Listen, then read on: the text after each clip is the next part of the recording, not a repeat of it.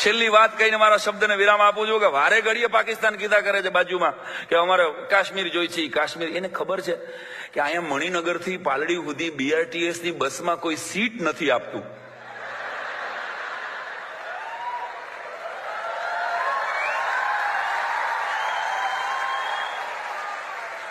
શ્રેયાંશભાઈ અને કાશ્મીર આપે આને વારે ઘડીએ કાશ્મીર આપો કાશ્મીર આપો. બિચારાઓને ખબર જ નથી પાકિસ્તાનમાં જેટલા ટોટલ ઘર છે ને એટલા તો અહીં સુલભ શૌચાલય છે.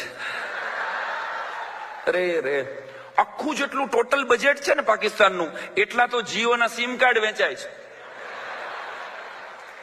સિરિયસલી કહું છું, એના આખા દેશમાં પાકિસ્તાનમાં જેટલું તેલ ખાવામાં વપરાય છે ને, અતુલ પંડ્યાનો અમારો મિત્રનો કલ્પના છે કે આખા પાકિસ્તાનમાં જેટલું તેલ ખાવામાં વપરાય છે ને એથી વધારે તેલ તો દર શનિવારે હનુમાનજી ઉપર હિન્દુસ્તાનમાં ચડાવવામાં આવે છે. ઈ દેશના આપણે વારસદારો છીએ સાહેબ.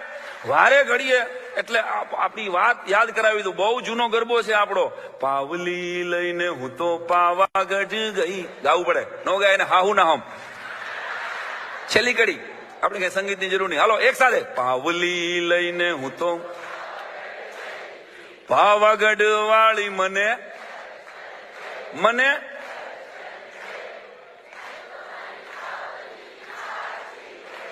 સરસ. આટલું સરસ આવડે છે તો અહીં હું ધક્કો ખાધો.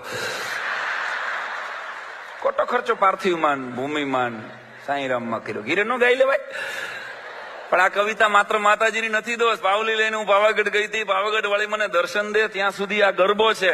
પણ જે છેલ્લી લીટી છે ને કે નહીં તો મારી પાવલી પાછી દે, આ ઈ ગુજરાતી પ્રજા જે માતાજી પાસેથી પાવલી પાછી માગી લે. આનું ડેરિંગ તો જો યાર. માતાજી પાસેથી પાવલી માગી લે પાછી. ઈ ગુજરાતી પ્રજાના મૂળ અને કુળના વડાપ્રધાન નરેન્દ્રભાઈ મોદી પાસેથી પાકિસ્તાન ને કાશ્મીર જોઈ છે.